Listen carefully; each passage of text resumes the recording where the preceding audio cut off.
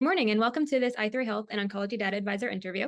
Today we have an exciting conversation planned ahead of our live webinar, Optimizing Neuroendocrine Tumor Outcomes, Closing the Gaps in Diagnosis and Care, which is being held on July 17th at 12 p.m. Eastern and also on August 5th at 3 p.m. Eastern.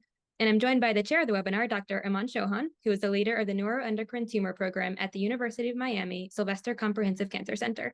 Today, he's here to share a preview of some of the topics we'll be discussing during the webinar and why we should join.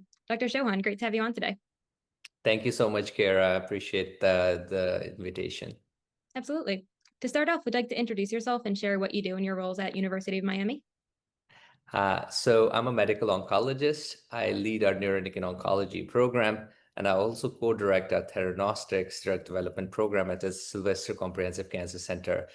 I treat all type of neuroendocrine cancers, from low-grade neuroendocrine tumors to high-grade poorly different neuroendocrine carcinomas, and it's a site-agnostic program. So as you know, neuroendocrine cancers can afflict any organ systems. So our clinic and program caters to head and neck, thoracic, GI, GU, gyn-onc, all site origins of neuroendocrine neoplasms.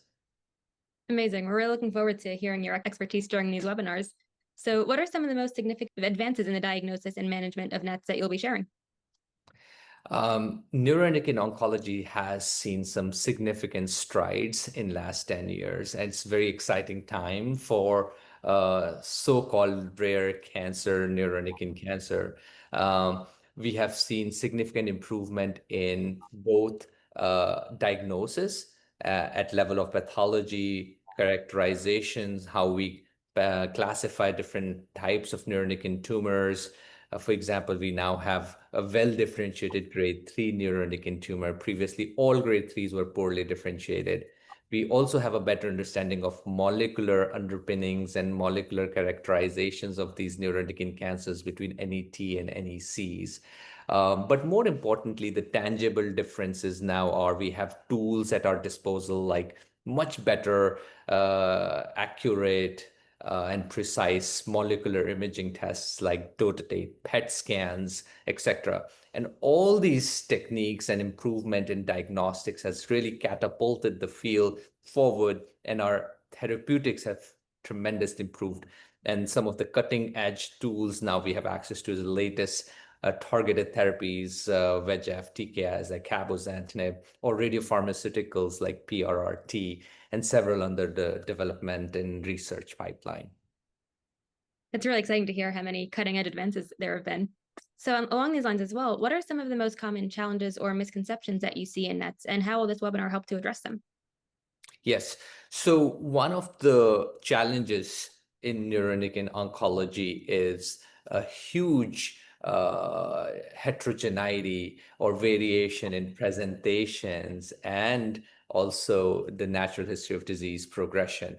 Neuroendocrine oncology or neuroendocrine cancer is very unique to that individual patient, and a lot of factors from grade to histology to morphology that will vary how the patient would present. Some patients are functional NET patients, then they secrete certain hormones, which gives them certain classic syndromic presentation like carcinoid syndrome with flushing, diarrhea, insulinomas, etc.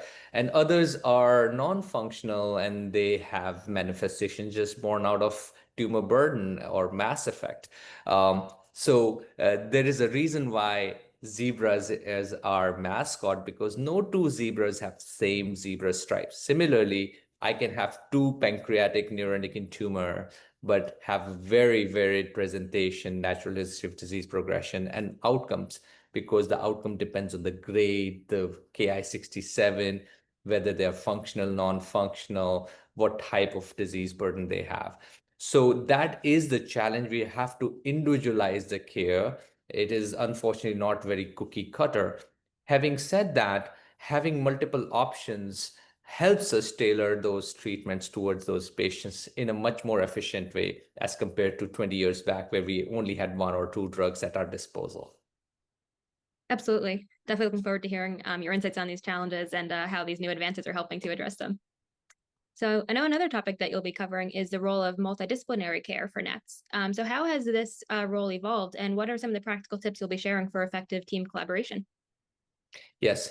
it is highly crucial to get a multidisciplinary perspective when managing an advanced or metastatic neuroendocrine cancer patients. This is one of those rare oncological processes where even in advanced disease, where metastatic disease, there is role of surgery, surgical debulking, targeted liver-directed therapy with help of our interventional radiology colleagues in liver-dominant disease.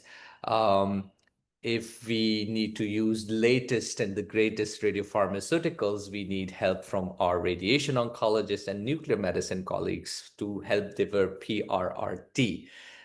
So in truest sense, this is a multidisciplinary field of oncology. And to be able to tailor the management, we oftentimes present our cases at a dedicated multidisciplinary NET tumor boards. It is just very important to get all the perspectives, because even as I mentioned, sometimes surgery is important in advanced disease to debulk the disease, to reduce their burden, to reduce their functional syndrome. So yes, I could not emphasize enough the importance of multidisciplinary involvement in management of NET patients. Absolutely, such an important message to emphasize. So as I wrap up this interview today, what messages are you most looking forward to discussing during the webinar and sharing with the audience? I'm very excited about sharing the advances that have happened in the last decade or so in neuroendocrine oncology field in different facets, from diagnosis to treatment. I think some of the key things that we would focus on is teasing out these nuances between functional, non-functional NET, low disease burden versus high disease burden, how to tease out how do we sequence therapies between second and third and fourth line. Now we have a problem of many treatment options. So how do we pick, and how do different prognostic factors like Ki-67 grade, tumor burden, functional status play into how do we pick which treatment would be better or not.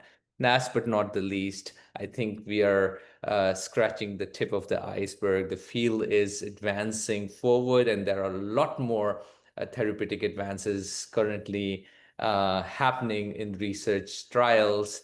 So we're very excited to share a little bit of everything from NETS 101 to what's up and coming.